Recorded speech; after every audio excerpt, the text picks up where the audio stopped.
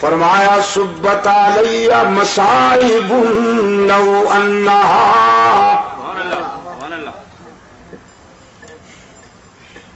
سبت علی مصائب لو انہا سبت علی الایام سرن لیالیا۔ سیدہ فاطمہ رضی اللہ تعالی عنہ فرماتی ہے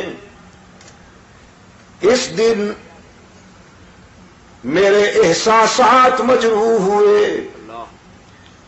میرے جذبات زخمی ہوئے، جس دن رحمت عالم صلی اللہ علیہ وسلم نے یہ دنیا چھوڑ دی۔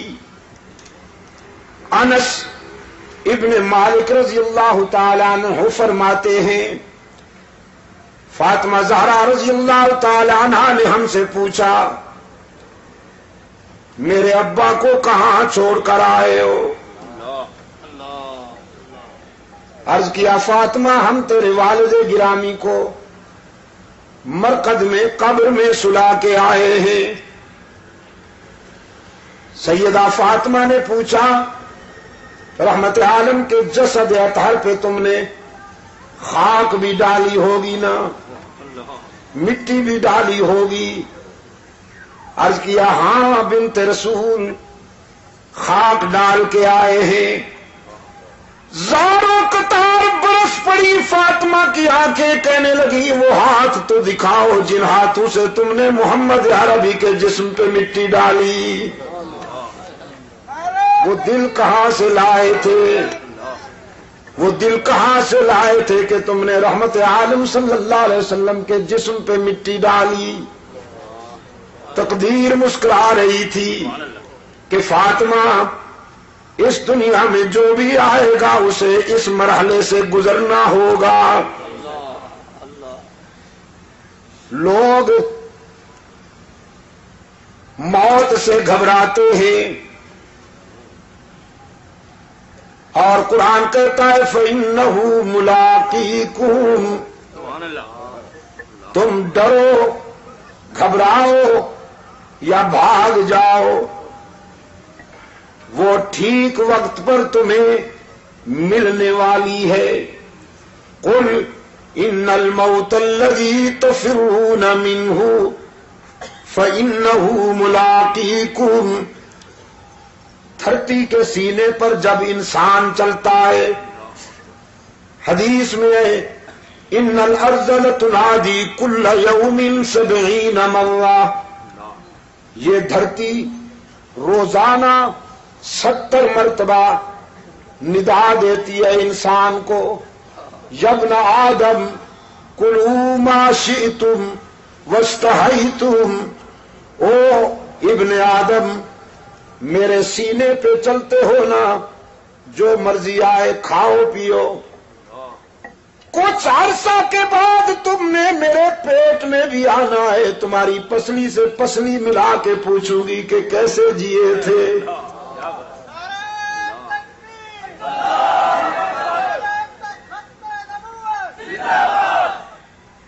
اپنی راحتوں میں انجام کو نہ بھول جانا،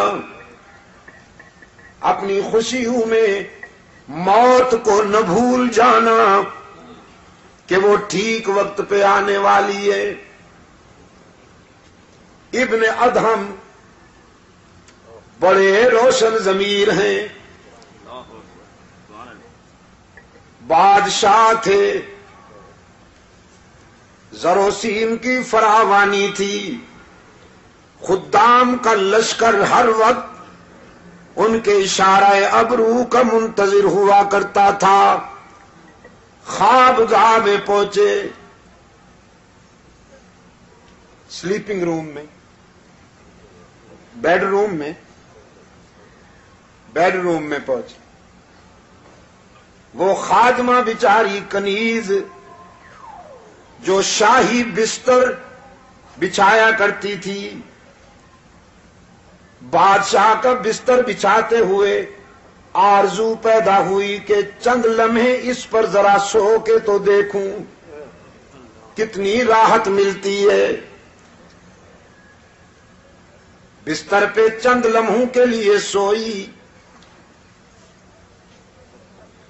جسم جو مٹی پہ لیٹا کرتا تھا، سنگریزوں پہ لیٹا کرتا تھا، وہ اطلس و کم خواب کی چادروں والے شاہی بستر پہ لیٹا تو نیند نے اپنی آغوش میں دبوچ لیا اس کنیز کو،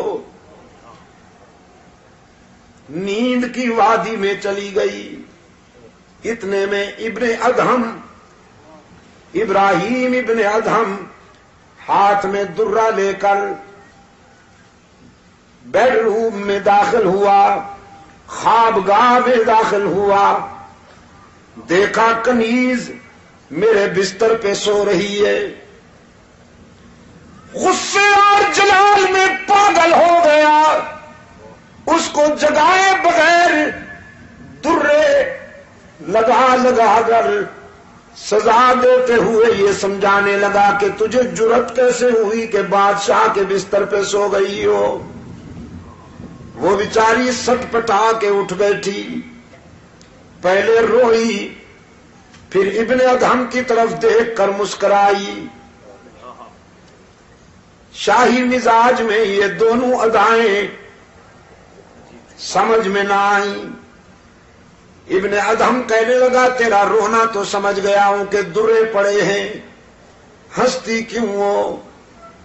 وہ کنیز کہنے لگی ہنستی روئی تو اس لیے ہوں کہ تیرے درے نے میرا چمڑا ادھیڑ ڈالا ہے، اور ہنستی اس لیے ہوں کہ اس بستر پہ 5 منٹ سوئی ہوں تو 5 چابک نقد لگ گئے ہیں، جو ساری زندگی سو رہا ہے پتہ نہیں اسے کتنے چابک سہنے پڑیں گے۔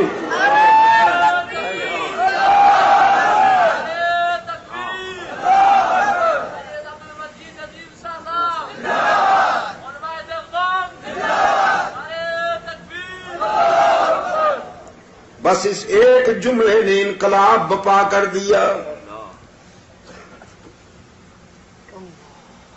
تاج اتارا، شاہی لباس اتارا، ساری رات مصلے پر روتا رہا،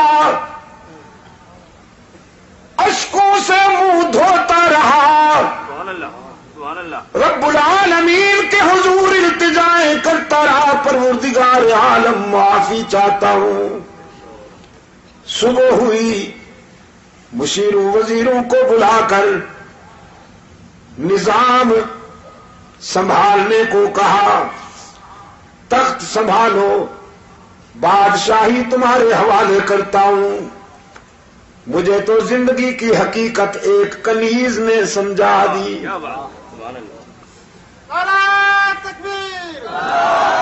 اب شاہی تخت پہ نہیں بیٹھوں گا، اب تو اس کو راضی کرنے کی کوشش کروں گا۔ قرآن کریم اسی حقیقت کی طرف متوجہ کرتا ہے۔ دنیا میں آ کر اپنے پیدا کرنے والے کو نہ بھول جاؤ، جس نے راحتیں عطا کی ہیں، جس نے مسکراہٹیں عطا کی ہیں۔ نہیں معلوم آپ کو کہ اس آنکھ کی کیا قیمت ہے، لیکن جیب میں ڈال کر لے جائیے اربوں روپے کا چیک، منڈی میں آنکھ خرید کیجیے، نہیں ملے گی۔ اس نے بغیر کسی قیمت کے یہ نعمت تجھے عطا کر دی۔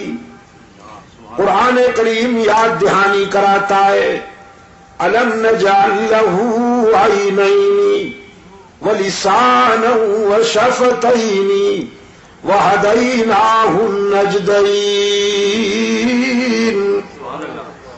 اے ابن آدم، غور کیا کبھی تو نے اپنی 5 فٹ کی اس کائنات میں؟ دور تک نظر نہیں جاتی تو اپنی اس 5 فٹ کی کائنات پر غور کرنا، تیرا پیدا کرنے والا تجھے سمجھ میں آ جائے گا۔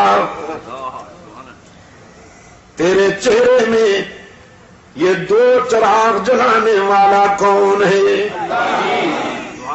تیرے گوشت کے ایک ٹکڑے کو دیکھنا سکھا دیا، گوشت کے ایک ٹکڑے کو سننا سکھا دیا، گوشت ہی کے ایک ٹکڑے کو بولنا سکھا دیا۔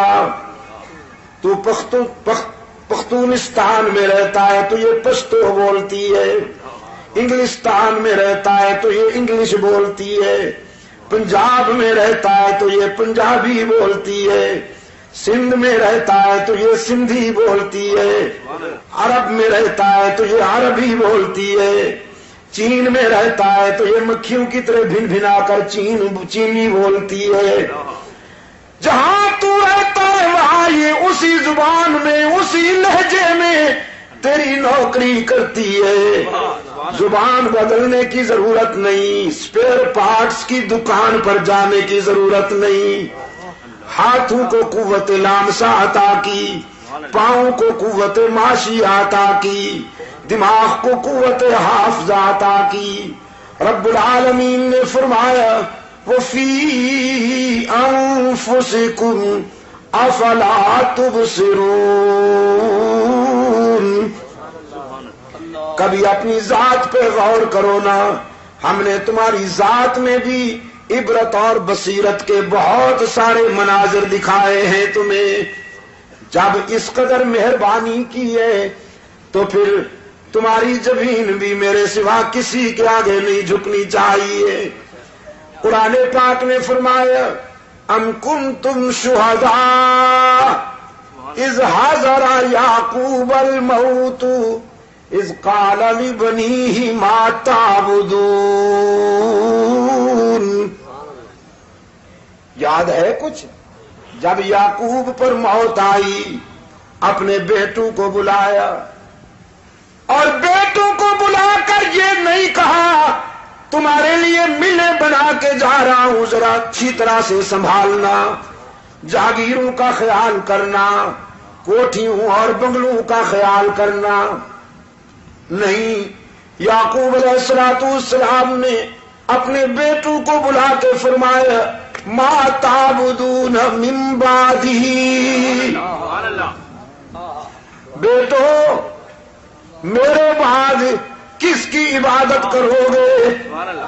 میرے بعد کس کے سجدے کرو گے؟ میرے بعد کس کے آگے دامن پھیلاؤ گے؟ میرے بعد کس کو ہر جگہ موجود مانو گے؟ میرے بعد کس کو مسجود و معبود مانو گے؟ علام الغیوب مانو گے؟ ام کنتم شہداء اذ حضر یعقوب الموت اذ قال لبنیہ ما تعبدون۔